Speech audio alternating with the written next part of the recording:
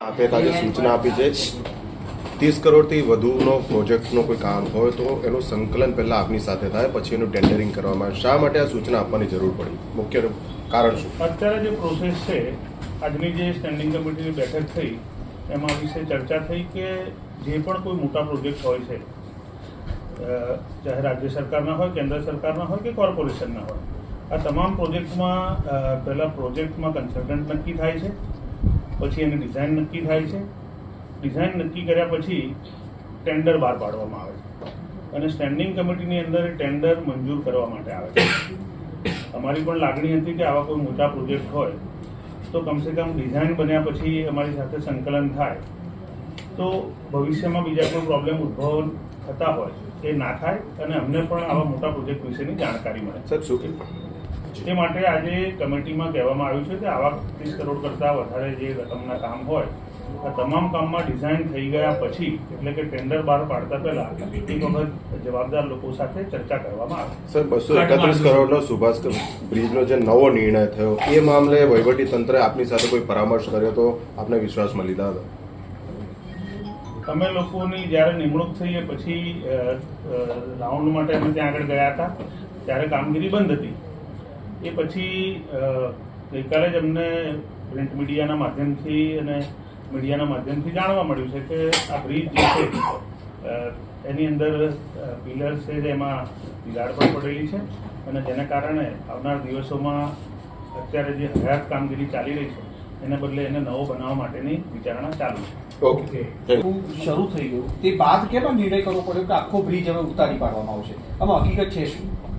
હકીકતમાં એવું છે કે આશરે 1 મહિના પહેલા આ કામગીરી ચાલુ હતી. સ્લેબ ઉતારી લેવામાં આવ્યો હતો, ગર્ડરની ઉતારવાની કામગીરી ચાલુ હતી. મૂળ મુદ્દે આપનો જે પ્રશ્ન છે એમાં એવું છે કે જ્યારે આ ક્રેક નોંધાયેલી હતી તે વખતે આપણે આ કામગીરીના કોલમ્સમાં એટલે પિયર્સમાં ટેસ્ટિંગ કરવામાં આવેલું હતું. સ્લેબમાં ટેસ્ટિંગ, રેન્ડમ ટેસ્ટિંગ બધાને કરવામાં આવેલા હતા. ઇવન વેલ ફાઉન્ડેશનમાં ટેસ્ટિંગ કરેલું.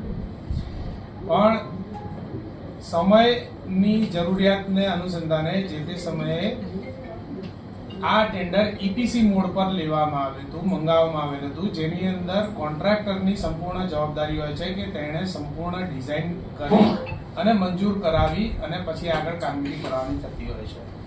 જ્યારે કામગીરી શરૂ કરી, એક બાજુ ડિમોલિશનની કામગીરી ચાલતી હતી અને ડિટેલ ટેસ્ટિંગની કામગીરી થઈ, ત્યાર પછી એવું જણાવેલું હતું કે આની અંદર કોલમને એટલે પિયરને રિપ્લેસ કરી દેવા વધારે હિતાવહ જણાય છે, જેથી કરીને કન્ટિન્યુઅસ 100 વર્ષના લાંબા ગાળાનું આયોજન થઈ શકે. અત્યારના નોર્મ્સ, જ્યારે આ બ્રિજ બનાવવામાં આવ્યો તે 53 વર્ષ પહેલાના નોર્મ્સ અલગ હતા. અત્યારે એસવી લોડિંગ પ્રમાણે જરૂરિયાત અલગ છે. નોર્મ્સમાં ઘણા બધા સુધારા વધારા થયેલા છે. સ્કાવર ડેપ્થમાં પણ ઘણા બધા સુધારા વધારા થયેલા છે. એના અનુસંધાને આ ડિઝાઇન રજૂ કરતા અમે કોર્પોરેશન તરફથી IIT રૂડકી, IIT ગાંધીનગર અને મેનેજમેન્ટ 3 એક્સપર્ટ ઓપિનિયન લેવામાં આવ્યા હતા. એ ત્રણના ઓપિનિયન પ્રમાણે જે ડિટેલ ટેસ્ટિંગ થયું એના ઉપરથી ઓપિનિયન આપવામાં આવ્યો કે આના બદલે અત્યારની જે કરંટ સજેશન અમે આપી રહ્યા છીએ એ પ્રમાણે પોર્ટલ ફ્રેમ પ્રમાણે જો આ કન્સ્ટ્રક્શન કરવામાં આવે તો 100 વર્ષ સુધીની લાઈફ પ્રમાણે આ બ્રિજ ડિઝાઇન કરી શકાય, લાંબા ગાળાનું આયોજન થાય, અનડિવાઇડેડ કેરેજવે થાય, જેથી કરીને અકસ્માતની પણ સંભાવના નકારી શકાય. એ પ્રમાણે આ નવી ડિઝાઇન બનાવવામાં આવી રહી છે. ઓકે. સાહેબ, અસારવામાં આવાસ મામલે સૈનિક સભ્ય તરફથી ફરિયાદ કરવામાં આવી હતી. શું ફરિયાદ હતી અને અધિકારી તરફથી શું જવાબ મળ્યો? આજની બેઠકમાં મિટિંગમાં અમારા એક સભ્ય રાજુભાઈએ એમના વિસ્તારમાં એટલે કે અસારોમાં આવેલા જુપિટર મિલમાં EWS જે ક્વાર્ટર્સ છે એમાંથી 17 મકાનોની અંદર ગેરકાયદેસર લોકોનો કબજો હોય એવી વાત કરેલી. એની સામે ડેપ્યુટી કમિશનરશ્રીએ જવાબ આપ્યો છે કે આ તમામ લોકોના મિલકત એટલે એની અંદર જે સરસામાન છે એને જપ્ત કરી લીધો છે, પણ એટલાથી ન ટકતા આજે એમની સામે ફરિયાદ કરવાની, કારણ કે આ જે આવાસ હોય છે જે આપી દીધા પછી વધારાના જે આવાસ છે એ આવાસને આપણે તાળું મારીને રાખતા હોઈએ છીએ ને ભવિષ્યમાં કોઈને આપવાના હોય એના માટે રાખતા હોઈએ છીએ, પરંતુ જે લોકોએ આનો ગેરકાયદેસર કબજો કર્યો છે તાળું ખોલીને આ તમામની સામે પોલીસ કેસ પણ કરવામાં આવે એવી આજે કમિશનરશ્રીને અને ડેપ્યુટી કમિશનરશ્રીને સૂચના આપી છે. સિંધુ ભવન ખાતેનું જે મલ્ટી લેવલ પાર્કિંગ છે, શા માટે 2 વખતથી તે કામને પરત મોકલવામાં આવી રહ્યું છે? કયા પ્રકારના સવાલો ઉભા થયા? મલ્ટી લેવલ પાર્કિંગ જે છે અત્યાર સુધીમાં આપણે કોઈ પણ મિલકત હતી એ 99 વર્ષના ભાડા પટ્ટે આપતા હતા.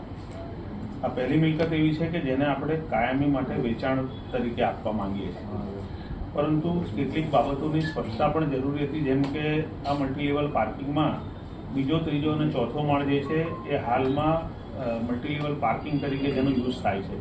જ્યારે આપણે કોઈ પણ પાર્ટીને આ આપી દઈશું જમીનની સાથે, ત્યારે એ જે 3 માળ છે એનું ભવિષ્યમાં એ શું કરશે એનો ક્યાંય ઉલ્લેખ નહોતો. સાથે સાથે જ્યારે પણ અહીંયા બાંધકામ કરવામાં આવ્યું ત્યારે એમાં કેટલી FSI હતી અને કેટલાનો ઉપયોગ કર્યો છે, કેટલી બાકી છે, આ પણ એક જાણકારી જે છે એમને નથી મળી. અને ત્રીજો વિષય હતો કે આ સિંધુ ભવન જેવા રોડ ઉપર માનો કે આપણે એમને આપી દઈએ અને પછી આ 5 માળનું મકાન તોડી અને ભવિષ્યમાં જો એમાં બહુમાળી બિલ્ડિંગ 14 માળનું કે 12 માળનું બનાવે તો એમાં AMCના રાઇટ્સ રહેશે કે કેમ? એટલે આ 2-3 વસ્તુઓની જે સ્પષ્ટતા છે એ અધિકારીશ્રીને કીધું છે કે આ તમામ વસ્તુઓની સ્પષ્ટતા કરી પછી જ આ કામને હવે લાવવામાં આવે. કોરોના કામગીરી માટે કરોડો રૂપિયા ખર્ચાઈ રહ્યા છે. પાછલા વર્ષે કેટલા ખર્ચાયા હતા, આ વર્ષે કેટલા છે અને કયા પ્રકારની કામગીરી? 2025-26માં 10.94 કરોડ રૂપિયાનું બજેટ મંજૂર કરવામાં આવ્યું હતું, જેમાંથી 5.57 કરોડ રૂપિયાની ચૂકવણી થયેલી હતી. એ વખતે 19,34,400 ઘર અમદાવાદમાં હતા. હાલ 2026-27માં કુલ 22,88,500 ઘર છે, એટલે કે ઘરની સંખ્યામાં પણ વધારો થયો છે, જેને કારણે મેન પાવર પણ વધારવાની જરૂર પડી છે. ગયા વર્ષે 2025-26માં જ્યારે 704 માણસો કામ કરતા હતા, આ વખતે 903 માણસો કામ કરનાર છે. GS News TV channel है, अमदावाद.